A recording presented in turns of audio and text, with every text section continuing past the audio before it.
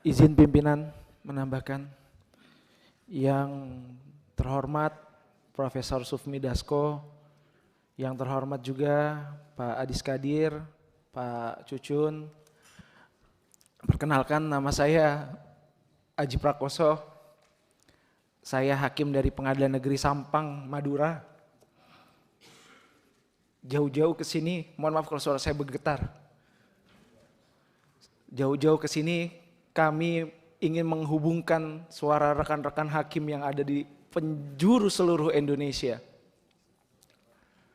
Hari ini saya sampaikan bahwa telah 12 tahun negara abai terhadap kondisi hakim. Tidak hanya bicara soal kesejahteraan yang terabaikan, ada juga hak-hak lain yang tidak dipenuhi oleh negara. Salah satunya adalah hak keamanan, hak atas jaminan keamanan. Tadi sudah banyak dijelaskan oleh rekan kami, rekan Rangga, rekan Jusran Bapak. Saya menambahkan bahwa kondisi hakim hari ini, ekonominya berada di ujung tanduk. Berada ditugaskan di penjuru-penjuru Indonesia. Bukan kami tidak suka terhadap hal tersebut. Bukan kami meminggirkan hal tersebut, tidak. Sejak kami dilantik di awal, kami bersedia untuk ditempatkan di seluruh penjuru Indonesia. Menjadi pintu gerbang terakhir untuk memberikan rasa keadilan kepada masyarakat. Tapi kondisi inflasi selama 12 tahun, negara tidak hadir di sana. Saya menyampaikan Bapak kondisi teman-teman, saya ambil contoh saja, ada rekan saya Ervan, berada di Kepulauan Buru, Maluku, rumahnya, home base-nya ada di Gresik, Jawa Timur. Dengan membawa istri dan 2 orang anak untuk pulang kampung saja mungkin harus menahan diri 3-4 tahun. Begitupun saya, sebelum di Madura saya ditugaskan di salah satu kabupaten di Provinsi Jambi, di Tanjung Jabung Timur. Orang tua istri saya meninggal, Pak. Kami tidak bisa hadir di pemakamannya. Dan ini tidak cerita saya saja. Ini cerita rekan-rekan saya yang lain juga seperti ini. Memang di dalam persidangan kami sering disampaikan, saudara yang mulia, pimpinan majelis hakim yang mulia. Tapi pada prinsipnya kami juga seorang manusia biasa.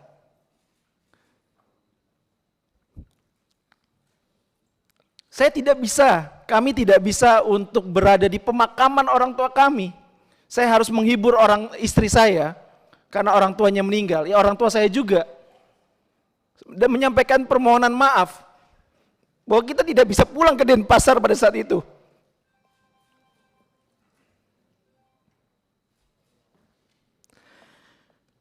Dan ini tidak sedikit yang dirasakan oleh rekan-rekan hakim. Tidak sedikit yang harus berpisah, akhirnya bercerai dengan pasangannya karena persoalan ekonomi ini. Mungkin yang masyarakat tahu, gaji di atas 10 juta itu sudah sangat besar. Tapi bagaimana dengan, kami sadar ekonomi masyarakat juga tidak sedang baik-baik. Kami tidak ingin minta menjadi kaya raya, tidak. Tidak sama sekali kami tidak minta kaya raya, tidak. Bahkan dari naskah kebijakan yang kami ajukan, draft perubahan peraturan pemerintah nomor 94 tahun 2012, kami hanya meminta besaran kenaikan 142%. Tidak ada setengahnya dari 300% kenaikan gaji pegawai Kementerian Keuangan. Padahal ancaman terhadap keamanan kami, ancaman terhadap jiwa kami, jiwa keluarga kami itu nyata di depan mata. Saya pernah menangani perkara pembunuhan, bolak-balik rumah diintai, posisi saya harus nginap di kantor karena harus mendraft putusan.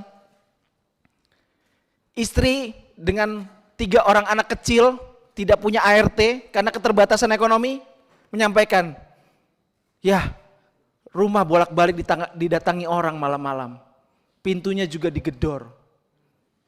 Ini kondisi nyata. Saya sampaikan, hubungi tetangga.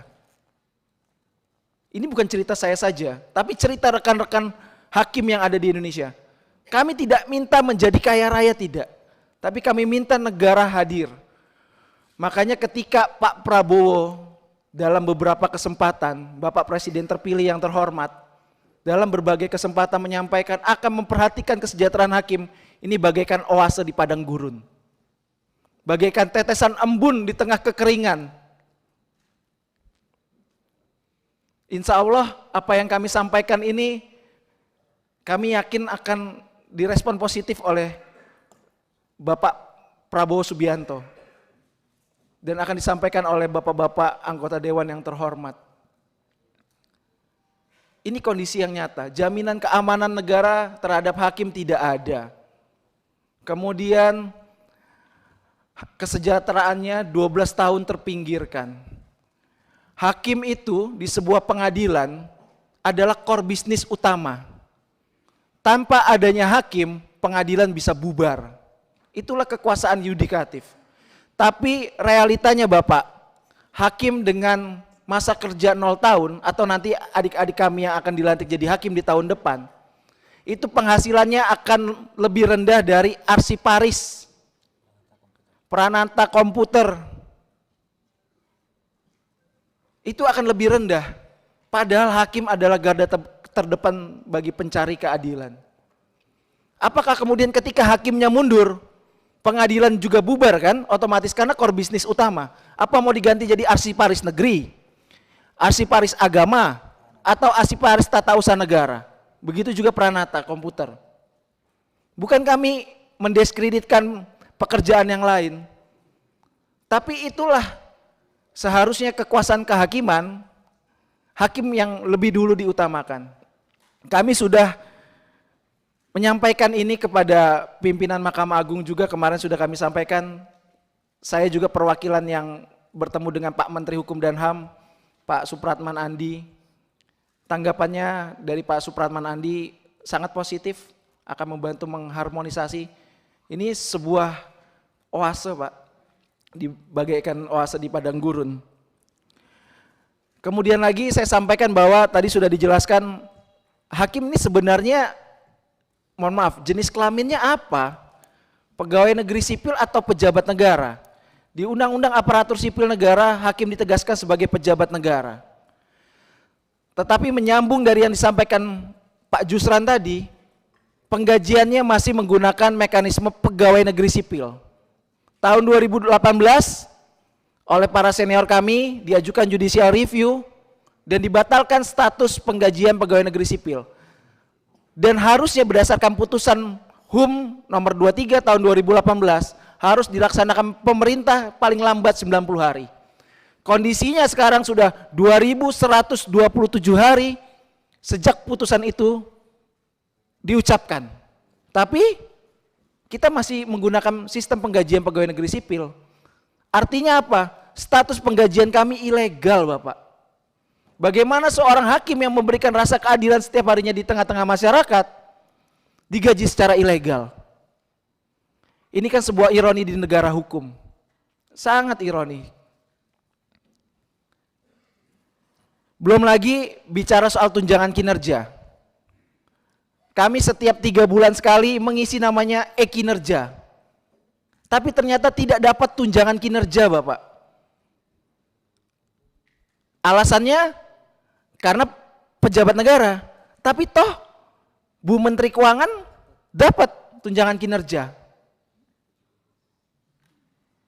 Atau menteri-menteri yang lain. Ngisi e-kinerja tapi tidak dapat tunjangan kinerja. Sungguh sangat ironis sekali.